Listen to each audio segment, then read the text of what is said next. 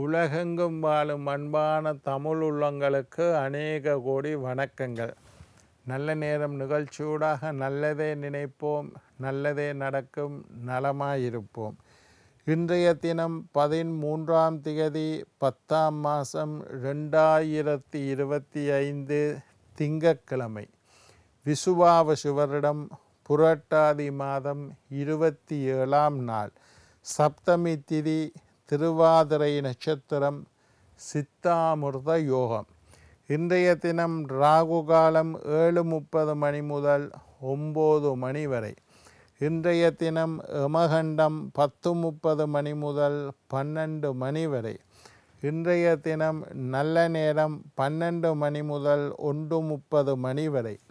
இன்றைய தினம் குளிகன் நேரம் 1:30 மணி முதல் 3 மணி வரை. இன்றைய தினம் சூலம் கிழக்கு, பரிகாரம் தயிர்.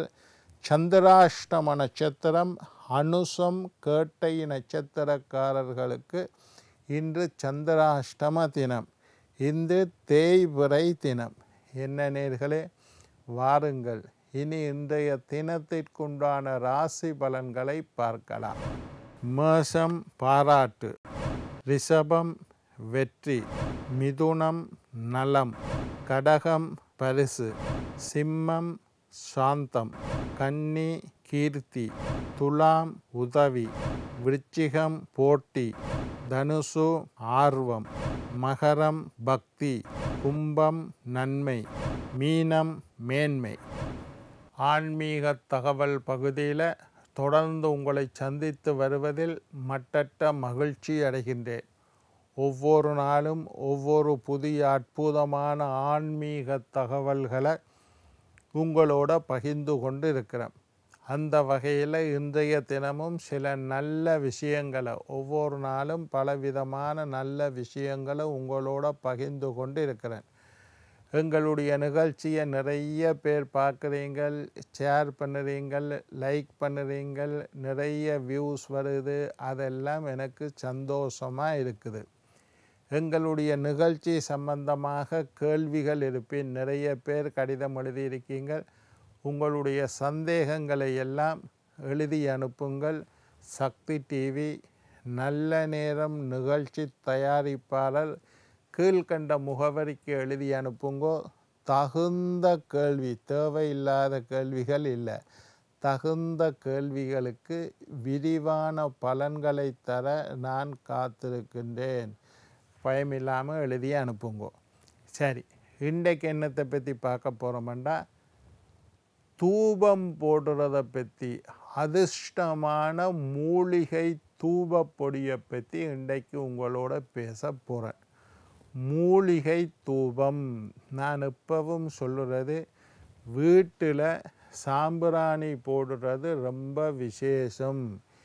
எந்த வீட்டில் அடிக்கடி அல்லது தினசரி சாம்பிராணி போடுறீங்களோ அந்த வீட்டில் கண்ணூறு, கந்திருஷ்டி, நாதிட்டி, காரியத்தடை, செய்வினை, சூனியம், எந்த தோஷமும் இருக்காது. எந்த வீடு வாசமாக இருக்கின்றதோ, எந்த வீட்டில் மூலிகை சாம்பிராணி போடுறீங்களோ அந்த வீட்டில் தோஷம் இருக்காது. நான் சாம்பிராணி போடுறதை பற்றி நிறைய எபிசோட் உங்களோட பேசியிருக்கிறேன். வெண்கடுகு ஒரு அற்புதமான சாமான். நீங்கள் சாம்பிராணி தூளை கடையில் வாங்கி போடுங்க. அப்படி சாம்பிராணி நெருப்புத்தணல் சிரட்டையை எரித்து நெருப்புத்தணலை உருவாக்கி அதில் சாம்பிராணி போடுறதோட வெண்கடுகு, அது பெரிய விலை இல்லை, ஒரு 1/2 கிலோ வெண்கடுகு வாங்கி வச்சுக்கொள்ளுங்கோ. கொஞ்சம் வெண்கடுகு அந்த சாம்பிராணிக்குள்ளே போடுங்கோ. அது பட்டப்பட்டாண்டு வெடிக்கும், வெடித்து புகையும். அந்த வெண்கடுகு புகை எந்த இடத்துல இருக்குதோ அந்த இடத்துல எந்த தீய சக்திகளும் இருக்காது.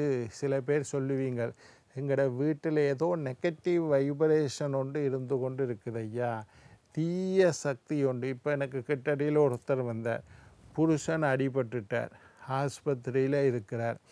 அவரை பார்க்குறதுக்கு மனைவி போனால், அவவும் அடிபட்டு அவருக்கும் கையை கால் உடைஞ்சு ஆஸ்பத்திரியில் இருக்கிறான். மகனுக்கு காய்ச்சல் சுகமில்லை. இந்த மாதிரி தொடர்ந்து வீட்டில் பிரச்சனையாகவே இருக்குது ஐயா, இந்த மாதிரி இருந்தால் கண் திருஷ்டி தோஷம், நாகூறு தோஷம், செய்வினை தோஷம் இருக்க வாய்ப்பு இருக்குது. அது எப்படி நடக்கும் யோசிங்க. புருஷனுக்கும் பொண்டாட்டிக்கும் ஒரே நேரம் தனித்தனியாக ஒரே நேரம் விபத்து வந்திருக்குது. அது எப்படி வரும்? அப்படி வந்தால் ஏதோ ஒரு தோஷம் ஒன்று இருக்குது. வெண்கடுகு இதையெல்லாம் சுட்டரிக்கக்கூடிய அற்புதமான ஆற்றல் வெண்கடுகுக்கு இருக்குது. நான் உங்களுக்கு சொல்லியிருக்கேன். வெண்கடுகை போட்டிங்கன்னா படபடன்னு வெடிக்கும். கடுகு நாங்கள் சமையலுக்கு செய்கிற கடுகு கருப்பு கலரில் இருக்கும். இது அதே மாதிரி தான் இருக்கும், வெள்ளை கலரில் இருக்கும். வெண்கடுகு தூபம் போடுற இடத்துல தீய சக்திகள் இருக்காது. இதை பற்றி நான் சொல்லியிருக்கேன். அதே மாதிரி வெட்டி வேர் என்ற ஒரு பொருள் இருக்குது. அதை சாம்பிராணியோடு சேர்த்து போட்டிங்களா இருந்தால், பொதுவாகவே சாம்பிராணி போட்டால் எந்த தோஷமும் இருக்காது. உங்களோட வீட்டில் இருக்கக்கூடிய தீய சக்திகள் எல்லாம் அகன்று விடும். இப்போ நான் சில மூலிகை பொருட்களை சொல்லுறேன். இதில் ஏதாவது ஒன்று இல்லை, இதில் எல்லாத்தையும் வாங்கி போடுங்க, எல்லாத்தையும் போங்கி தூள் பண்ணி வச்சுக்கொள்ளுங்க, சாம்பிராணியில் போடுங்க, ரொம்ப விசேஷமாக இருக்கும்.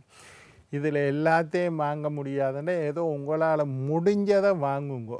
இதில் நான் சொல்லுற எந்த சாமானுமே வாங்க முடியாத பொருட்களை நான் சொல்லவில்லை.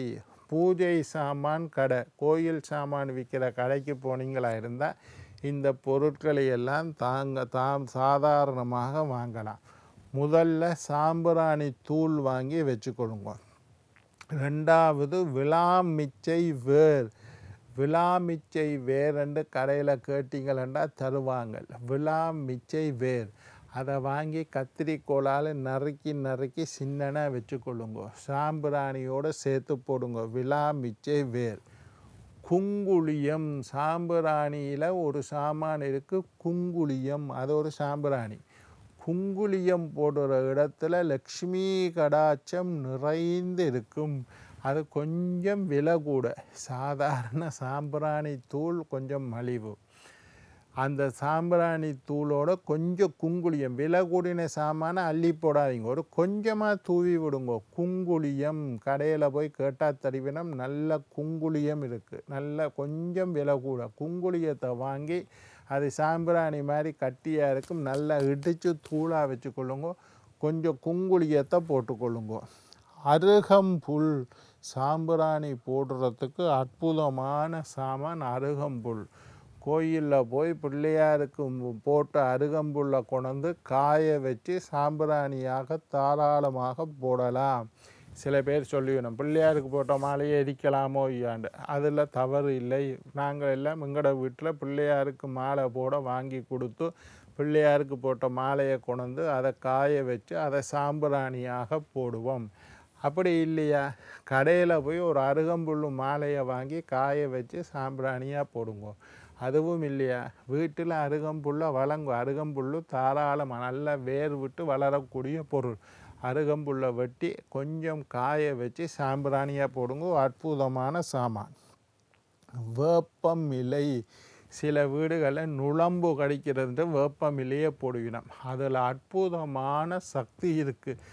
வேப்பமிலை அதில் சாம்பிராணி போட்டிங்களா இருந்தால் வேப்பமிலையை தூபமாக போட்டு தீய சக்திகள் எல்லாம் அகன்று விடும்.